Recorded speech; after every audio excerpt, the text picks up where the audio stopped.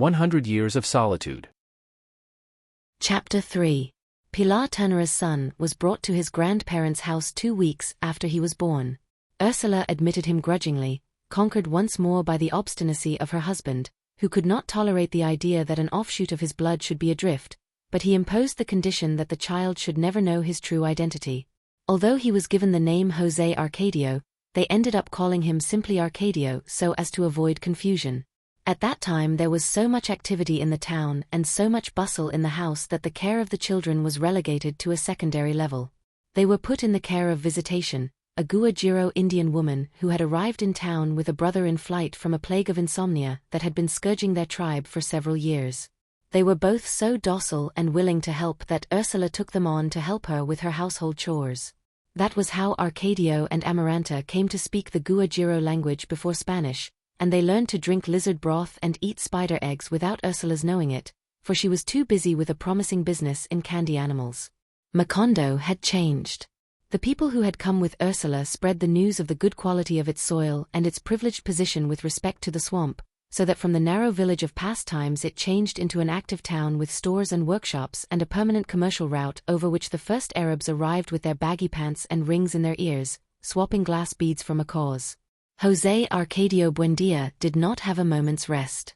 Fascinated by an immediate reality that came to be more fantastic than the vast universe of his imagination, he lost all interest in the alchemist's laboratory, put to rest the material that had become attenuated with months of manipulation, and went back to being the enterprising man of earlier days when he had decided upon the layout of the streets and the location of the new houses so that no one would enjoy privileges that everyone did not have.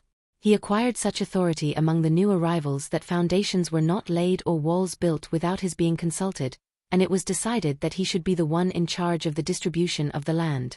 When the acrobat gypsies returned, with their vagabond carnival transformed now into a gigantic organization of games of luck and chance, they were received with great joy, for it was thought that José Arcadio would be coming back with them. But José Arcadio did not return, nor did they come with the snake man, who, according to what Ursula thought, was the only one who could tell them about their son, so the gypsies were not allowed to camp in town or set foot in it in the future, for they were considered the bearers of concupiscence and perversion. José Arcadio Buendia, however, was explicit in maintaining that the old tribe of Melquiades, who had contributed so much to the growth of the village with his age-old wisdom and his fabulous inventions, would always find the gates open. But Melquiades' tribe, according to what the wanderers said, had been wiped off the face of the earth because they had gone beyond the limits of human knowledge. Emancipated for the moment at least from the torment of fantasy, José Arcadio Buendia in a short time set up a system of order and work which allowed for only one bit of license: the freeing of the birds, which, since the time of the founding, had made time merry with their flutes, and installing in their place musical clocks in every house. They were wondrous clocks made of carved wood, which the Arabs had traded for macaws and which José Arcadio Buendia had synchronized with such precision that every half-hour the town grew merry with the progressive chords of the same song until it reached the climax of a noontime that was as exact and unanimous as a complete waltz. It was also José Arcadio Buendia who decided during those years that they should plant almond trees instead of acacias on the streets, and who discovered, without ever revealing it, a way to make them live forever. Many years later, when Macondo was a field of wooden houses with zinc roofs, the broken and dusty almond trees still stood on the oldest streets, although no one knew who had planted them. While his father was putting the town in order and his mother was increasing their wealth with her marvelous business of candied little roosters and fish, which left the house twice a day strung along sticks of balsa wood, Aureliano spent interminable hours in the abandoned laboratory, learning the art of silverwork by his own experimentation. He had shot up so fast that in a short time the clothing left behind by his brother no longer fit him and he began to wear his father's, but Visitation had to sew pleats in the shirt and darts in the pants, because Aureliano had not sequined the corpulence of the others. Adolescence had taken away the softness of his voice and had made him silent and definitely solitary, but on the other hand, it had restored the intense expression that he had had in his eyes when he was born. He concentrated so much on his experiments in silverwork that he scarcely left the laboratory to eat. Worried ever his inner withdrawal, José Arcadio Buendia gave him the keys to the house and a little money, thinking that perhaps he needed a woman. But Aureliano spent the money on muriatic acid to prepare some aqua regia and he beautified the keys by plating them with gold. His excesses were hardly comparable to those of Arcadio and Amaranta, who had already begun to get their second teeth and still went about all day clutching at the Indians' cloaks, stubborn in their decision not to speak Spanish but the Guajiro language. You shouldn't complain," Ursula told her husband. "Children inherit their parents' madness." And as she was lamenting her misfortune, convinced that the wild behavior of her children was something as fearful as a pig's tail, Aureliano gave her a look that wrapped her in an atmosphere of uncertainty. Somebody is coming," he told her.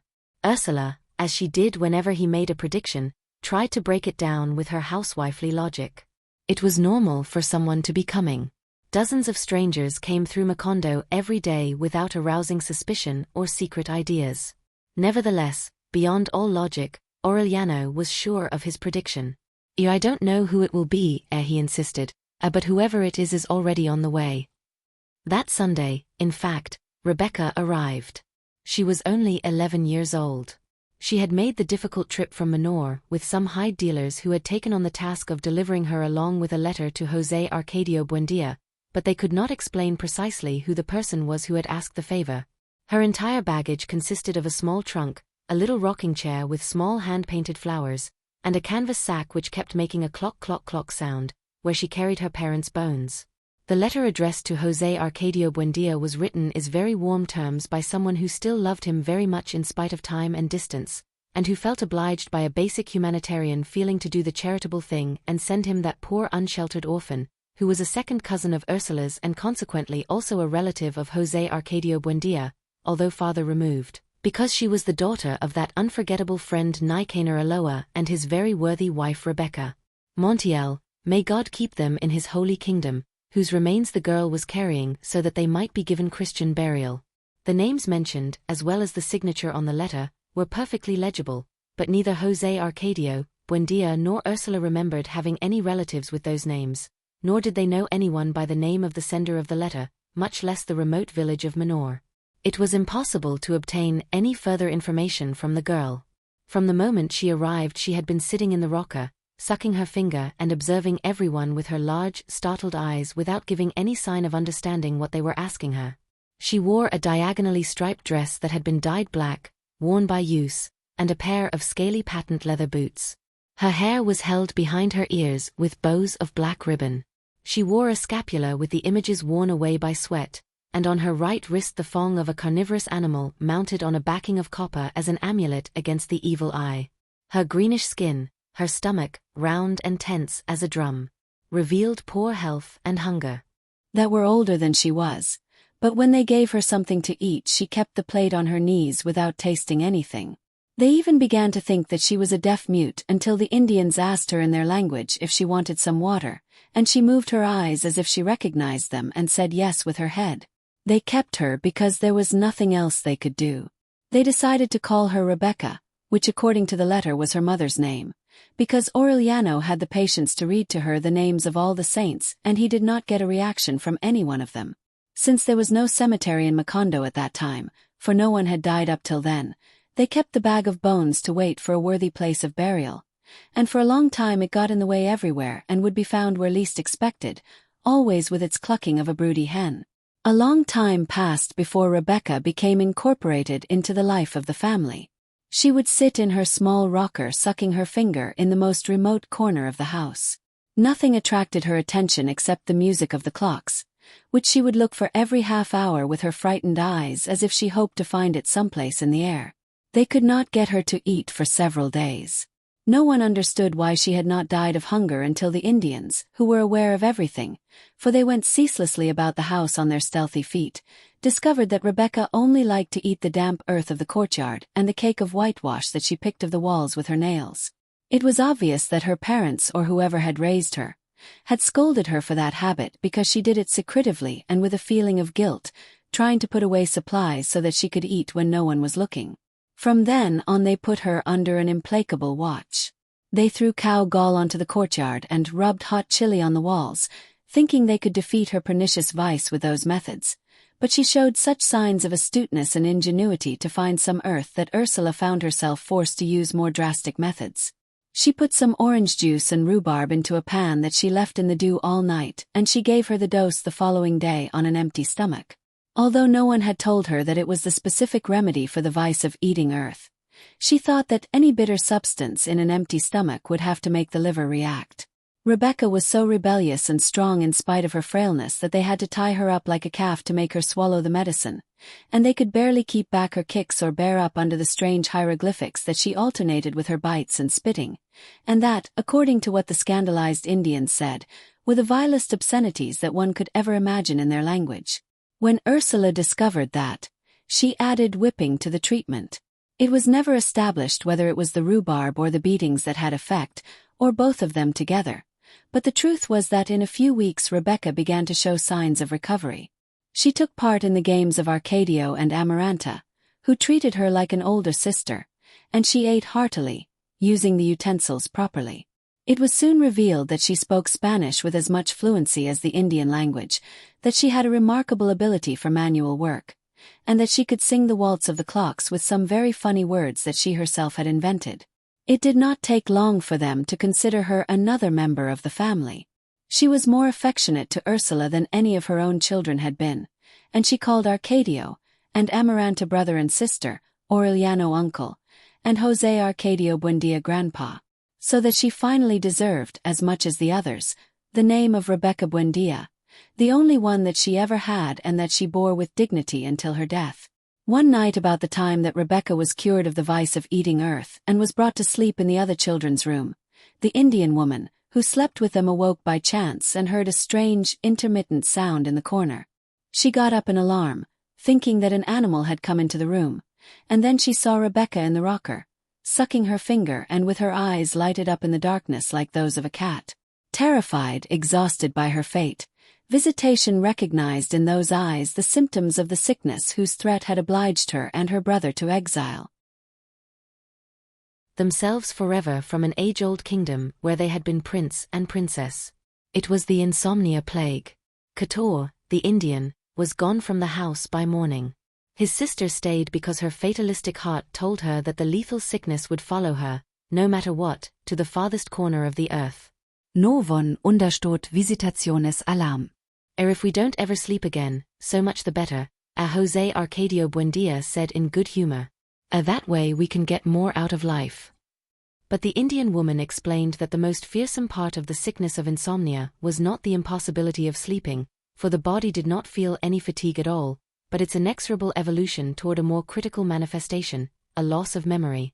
She meant that when the sick person became used to his state of vigil, the recollection of his childhood began to be erased from his memory, then the name and notion of things, and finally the identity of people and even the awareness of his own being, until he sank into a kind of idiocy that had no past.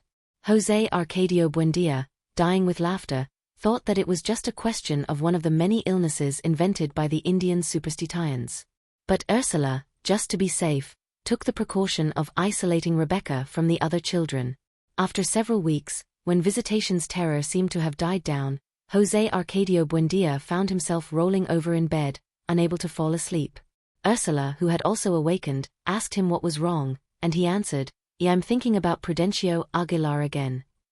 They did not sleep a minute, but the following day they felt so rested that they forgot about the bad night. Aureliano commented with surprise at lunchtime that he felt very well in spite of the fact that he had spent the whole night in the laboratory gilding a brooch that he planned to give to Ursula for her birthday. They did not become alarmed until the third day, when no one felt sleepy at bedtime and they realized that they had gone more than 50 hours without sleeping. The children are awake too, the Indian said with her fatalistic conviction. Once it gets into a house, no one can escape the plague. They had indeed contracted the illness of insomnia. Ursula, who had learned from her mother the medicinal value of plants, prepared and made them all drink a brew of monkshood, but they could not get to sleep and spent the whole day dreaming on their feet. In that state of hallucinated lucidity, not only did they see the images of their own dreams, but some saw the images dreamed by others. It was as if the house were full of visitors.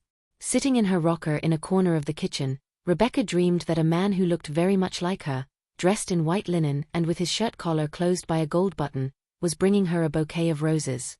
He was accompanied by a woman with delicate hands who took out one rose and put it in the child's hair. Ursula understood that the man and woman were Rebecca's parents, but even though she made a great effort to recognize them, she confirmed her certainty that she had never seen them. In the meantime, Through an oversight that José Arcadio Buendia never forgave himself for, the candy animals made in the house were still being sold in the town.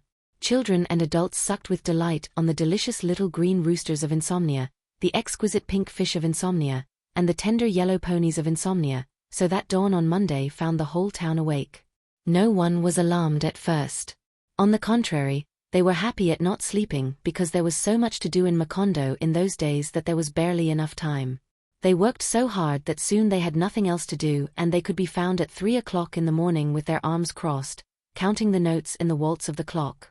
Those who wanted to sleep, not from fatigue but because of the nostalgia for dreams, tried all kinds of methods of exhausting themselves.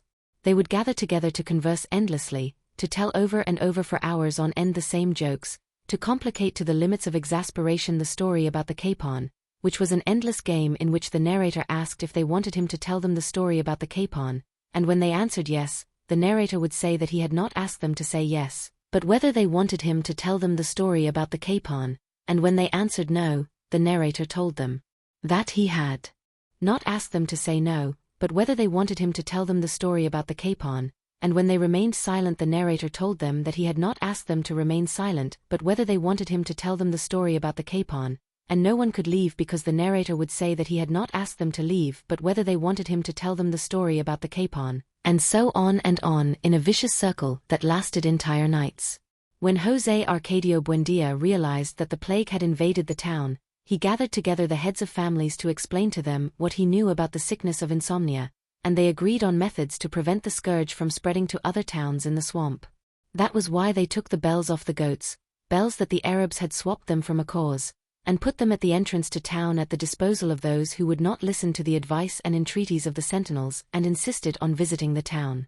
All strangers who passed through the streets of Macondo at that time had to ring their bells so that the sick people would know that they were healthy. They were not allowed to eat or drink anything during their stay, for there was no doubt but that the illness was transmitted by mouth, and all food and drink had been contaminated by insomnia. In that way they kept the plague restricted to the perimeter of the town. So effective was the quarantine that the day came when the emergency situation was accepted as a natural thing and life was organized in such a way that work picked up its rhythm again and no one worried any more about the useless habit of sleeping. It was Aureliano who conceived the formula that was to protect them against loss of memory for several months. He discovered it by chance. An expert insomniac, having been one of the first, he had learned the art of silver work to perfection. One day he was looking for the small anvil that he used for laminating metals and he could not remember its name. His father told him, "A stake." Aureliano wrote the name on a piece of paper that he pasted to the base of the small anvil, stake. In that way he was sure of not forgetting it in the future. It did not occur to him that this was the first manifestation of a loss of memory, because the object had a difficult name to remember. But a few days later B discovered that he had trouble remembering almost every object in the laboratory. Then he marked them with their respective names so that all he had to do was read the inscription in order to identify them. When his father told him about his alarm at having forgotten even the most impressive happenings of his childhood, Aureliano explained his method to him, and José Arcadio Buendia put it into practice all through the house and later on imposed it on the whole village. With an inked brush he marked everything with its name: table, chair, clock, door, wall, bed, pan. He went to the corral and marked the animals and plants: cow, goat, pig, hen, cassava, caladium, banana. Little by little, studying the infinite possibilities of a loss of memory, he realized that the day might come when things would be recognized by their inscriptions but that no one would remember their use. Then he was more explicit. The sign that he hung on the neck of the cow was an exemplary proof of the way in which the inhabitants of Macondo were prepared to fight against loss of memory. This is the cow. She must be milked every morning so that she will produce milk, and the milk must be boiled in order to be mixed with coffee to make coffee and milk. Thus they went on living in a reality that was slipping away, momentarily captured by words, but which would escape irremediably when they forgot the values of the written letters. At the beginning of the road into the swamp they put up a sign that said Macondo and another larger one on the main street that said God exists. In all the houses keys to memorizing objects and feelings had been written. But the system demanded so much vigilance and moral strength that many succumbed to the spell of an imaginary reality, one invented by themselves, which was less practical for them but more comforting. Pilar Ternera was the one who contributed most to popularize that mystification when she conceived the trick of reading the past in cards as she had read the future before. By means of that recourse, the insomniacs began to live in a world built on the uncertain alternatives of the cards, where a father was remembered faintly as the dark man who had arrived at the beginning of April, and a mother was remembered only as the dark woman who wore a gold ring on her left hand, and where a birth date was reduced to the last Tuesday on which a lark sang in the laurel tree. Defeated by those practices of consolation, José Arcadio Buendía then decided to build the memory machine that he had desired once in order to remember the marvelous inventions of the gypsies. The artifact was based on the possibility of reviewing every morning, from beginning to end, the totality of knowledge acquired during one's life. He conceived of it as a spinning dictionary that a person placed on the axis could operate by means of a lever, so that in a very few hours there would pass before his eyes the notions most necessary for life. He had succeeded in writing almost 14,000 entries when along the road from the swamp a strange-looking old man with the sad sleeper's bell appeared, carrying a bulging suitcase tied with a rope and pulling a cart covered with black cloth. He went straight to the house of José Arcadio Buendía. Visitation did not recognize him when she opened the door, and she thought he had come with the idea of selling something, unaware that nothing could be sold in a town that was sinking irrevocably into the quicksand of forgetfulness. He was a decrepit man. Although his voice was also broken by uncertainty and his hands seemed to doubt the existence of things, it was evident that he came from the world where men could still sleep and remember. José Arcadio Buendía found him sitting in the living room fanning himself with a patched black hat as he read with compassionate attention the signs pasted to the walls. He greeted him with a broad show of affection, afraid that he had known him at another time and that he did not remember him now.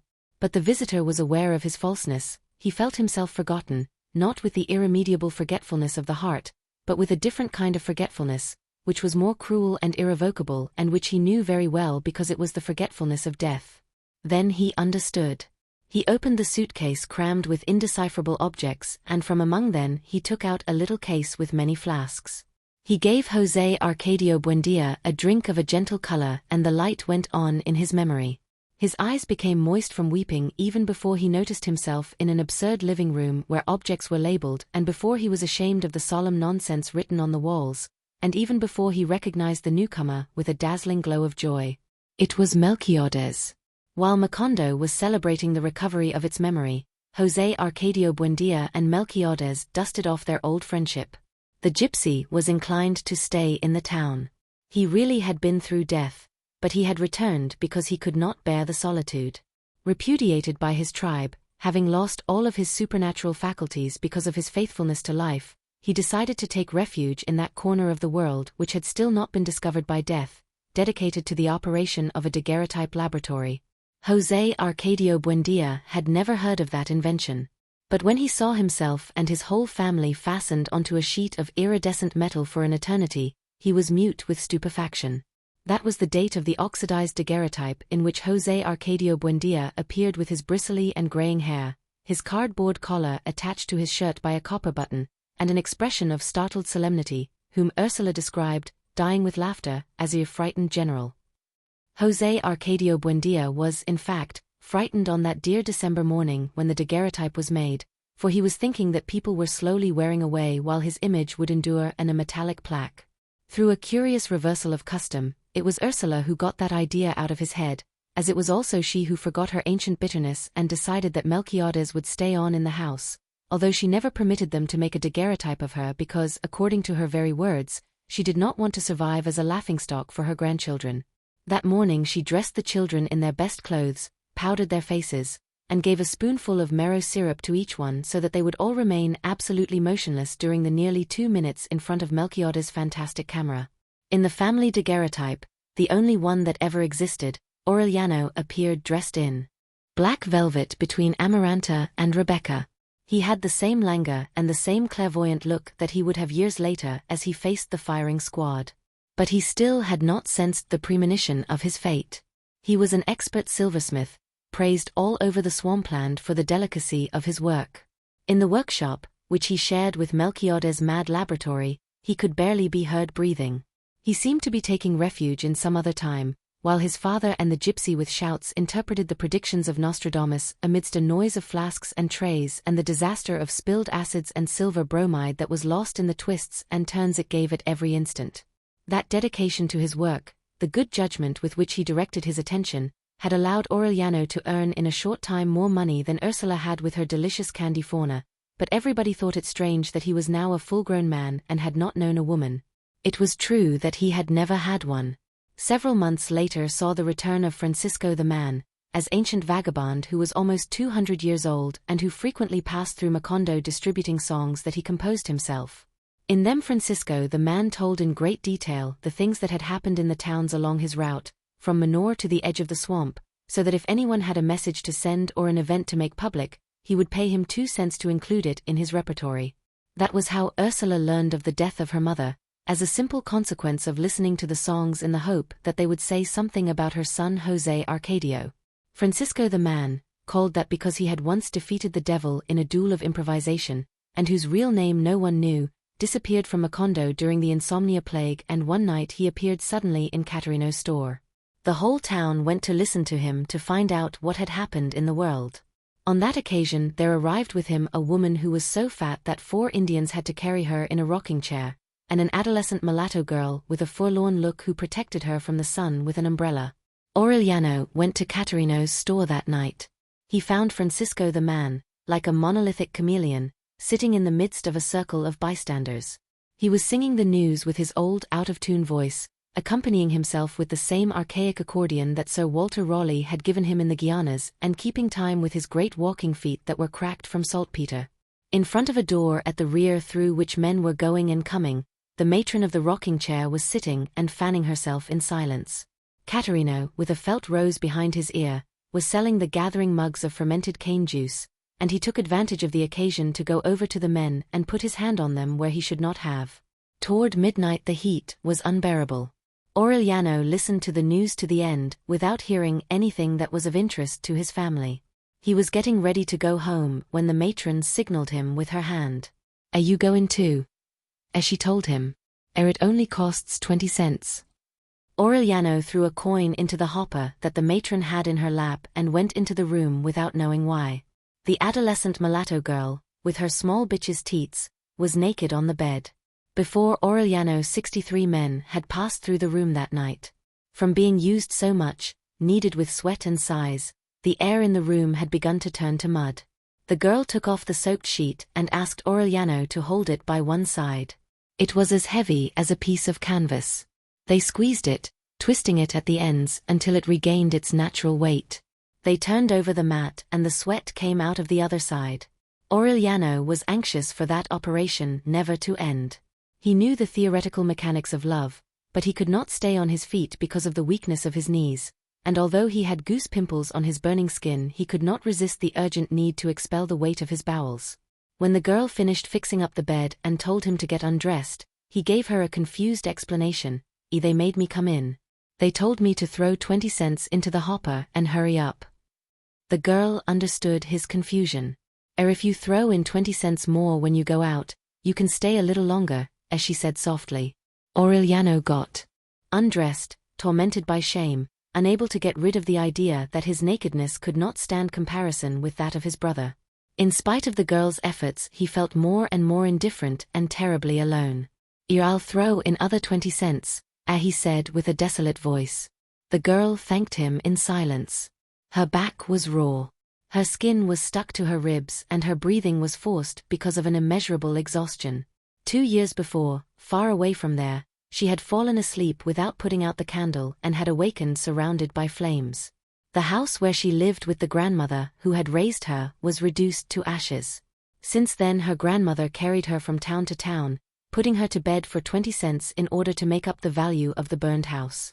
According to the girl's calculations, she still had 10 years of 70 men per night, because she also had to pay the expenses of the trip and food for both of them as well as the pay of the Indians who carried the rocking chair. When the matron knocked on the door the second time, Aureliano left the room without having done anything, troubled by a desire to weep.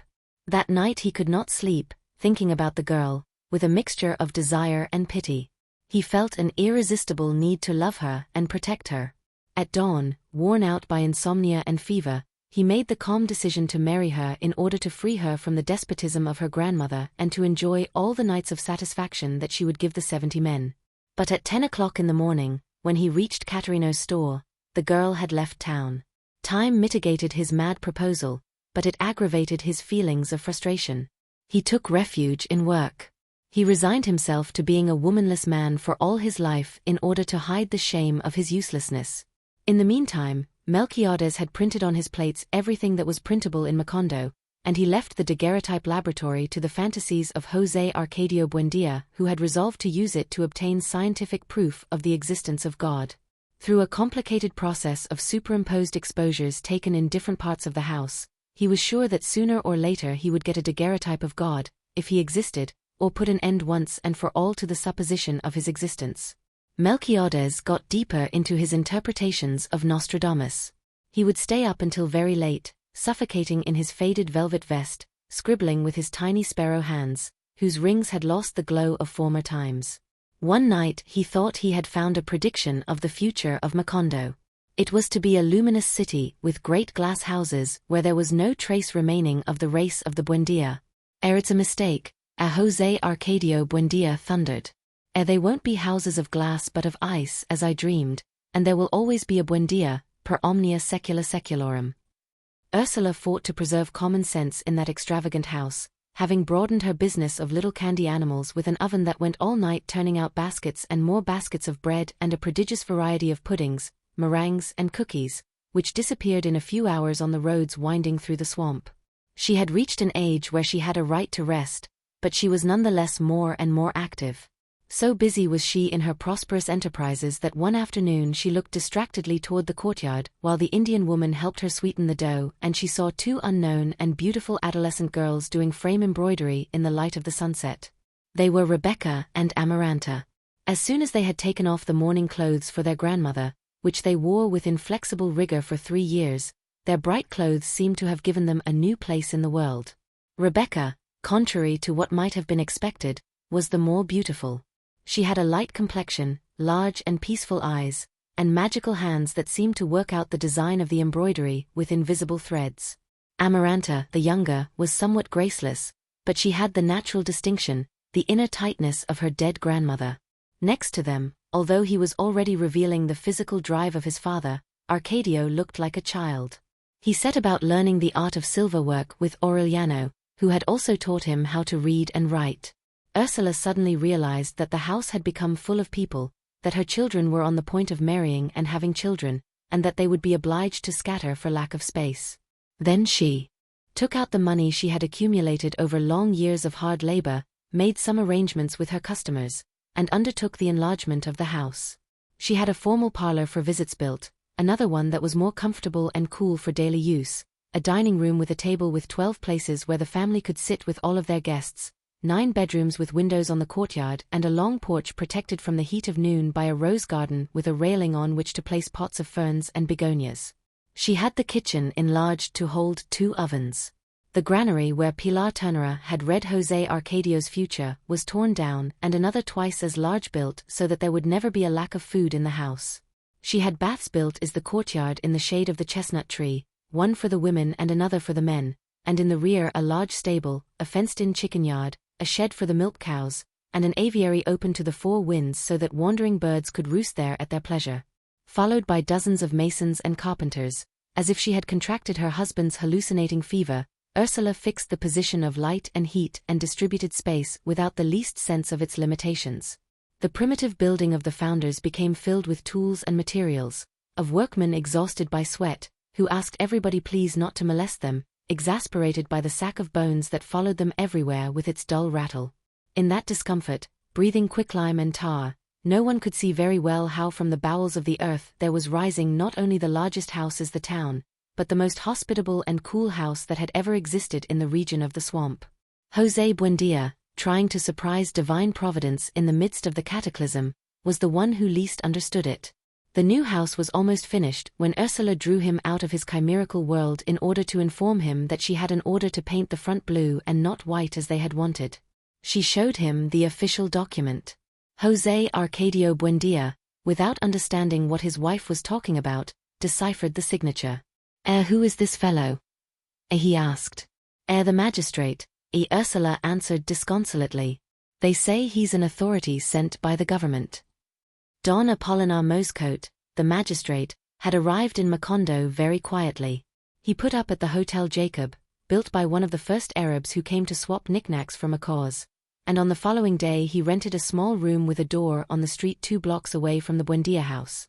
He set up a table and a chair that he had bought from Jacob, nailed up on the wall the shield of the Republic that he had brought with him, and on the door he painted the sign, Magistrate. His first order was for all the houses to be painted blue in celebration of the anniversary of national independence. José Arcadio Buendia, with the copy of the order in his hand, found him taking his nap in a hammock he had set up in the narrow office. Did you write this paper? He asked him. Don Apolinar Moscote, a mature man, timid, with a ruddy complexion, said yes. By what right? José Arcadio Buendia asked again.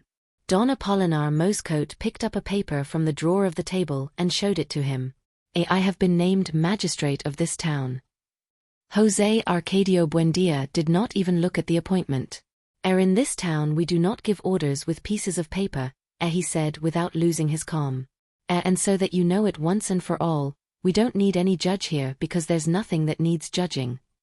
Facing Don Apolinar Moscote, still without raising his voice, he gave a detailed account of how they had founded the village, of how they had distributed the land, opened the roads, and introduced the improvements that necessity required without having bothered the government and without anyone having bothered them.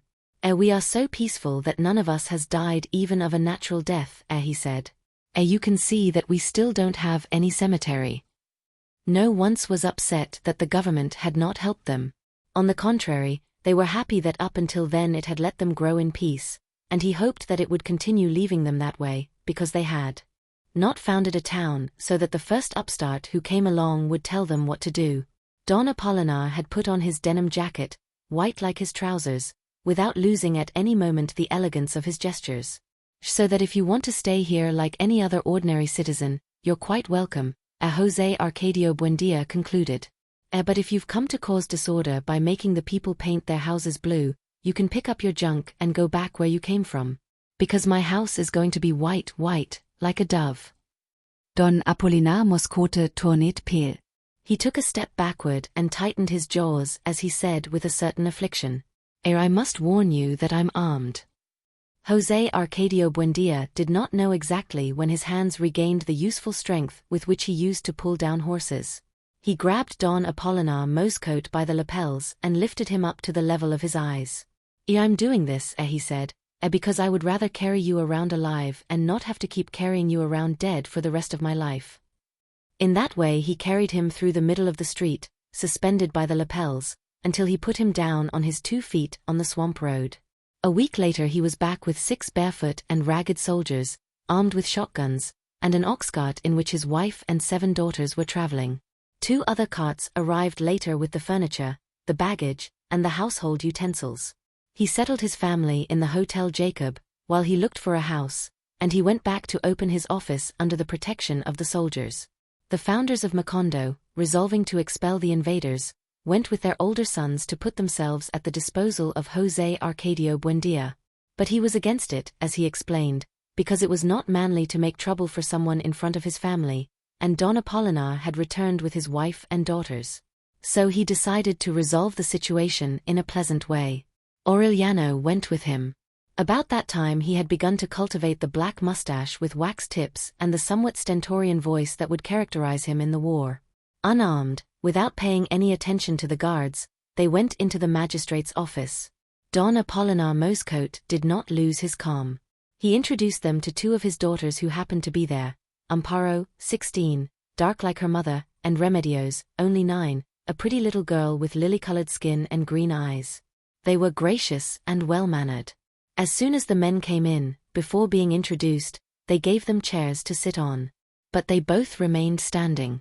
Very well, my friend, José Arcadio Buendia said, you may stay here, not because you have those bandits with shotguns at the door, but out of consideration for your wife and daughters.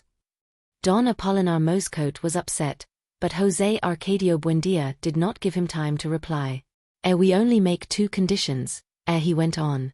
The first, that everyone can paint his house the color he feels like. The second, that the soldiers leave at once. We will guarantee order for you. The magistrate raised his right hand with all the fingers extended. Your word of honor? The word of your enemy, José Arcadio Buendía said. And he added in a bitter tone, because I must tell you one thing, you and I are still enemies. The soldiers left that same afternoon. A few days later José Arcadio Buendía found a house for the magistrate's family. Everybody was at peace except Aureliano. The image of Remedios, the magistrate's younger daughter, who, because of her age, could have been his daughter, kept paining him in some part of his body. It was a physical sensation that almost bothered him when he walked, like a pebble in his shoe.